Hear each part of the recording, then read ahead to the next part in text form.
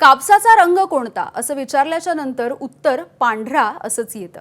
आता मात्र फिकट तपकिरी आणि गडद तपकिरी अशा दोन रंगांमधला कापूस दिसतोय।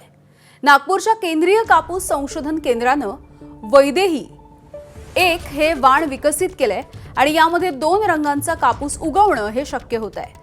त्यामुळे आता केंद्रीय कृषी विभागाकडून वैदेही 1 या वाणाची नियमितप्रमाणे आणि नियमाप्रमाणे नोंदणी होऊन ते बियाणं शेतकऱ्यांना उत्पादनासाठी देण्याची तयारी देखील पूर्ण झाली आहे। त्यामुळे तपकिरी रंगाच्या कापसाचं पीक शेतामध्ये डोलताना इथून पुढे आपल्याला दिसू शकतं। केंद्राकडून हिरव्या रंगाच्या कापसाचा देखील संशोधन सुरू आहे, हे विशेष। तपकिरी रंगाच्या कपाशीचे वाण निर्मित झालेले आहेत आणि ते विकसित होऊन शेतकऱ्यांपर्यंत आम्ही काही प्रयोग घेतलेले आहेत आणि हे आपल्या मध्य महाराष्ट्र आणि दक्षिण भागासाठी काही 4 वाण विकसित झाले आहेत। त्यातले 3 वाण जे आहेत ते गडद तपकिरी रंगाचे आहेत आणि एक जे वाण आहे ते आहे म्हणजे फिकट रंगाचं, ते आर्बोरियम देशी वाण आहे ते। तर केंद्रीय कापूस संशोधन केंद्राच्या प्रयोगाच्या आधारे काही शेतकऱ्यांनी तपकिरी रंगाचा कापूस पिकवलेला आहे आणि इथला आढावा घेतलाय एबीपी माझाचे प्रतिनिधी रजत वशिष्ठ यांनी।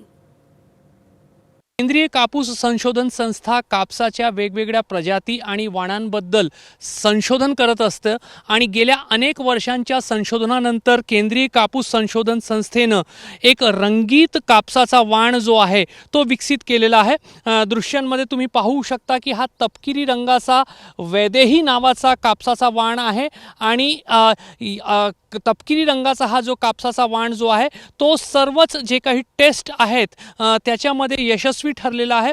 त्यामुळे आता याचे वाण निश्चित करून त्या संदर्भातला नोटिफिकेशन काढून आता हे जे संपूर्ण तपकिरी रंगाचे कापसाचे वाण आहे ते शेतकऱ्यांना उत्पादनासाठी दिले जाणार आहे। जैविक पद्धतीने जे काही खाद्यपदार्थ उगवले जातात त्यांची डिमांड, त्याची मागणी जी आहे ती वाढत आहे आणि कापसाचा हा जो वाण आहे तो त्या श्रेणीमध्येच येतो।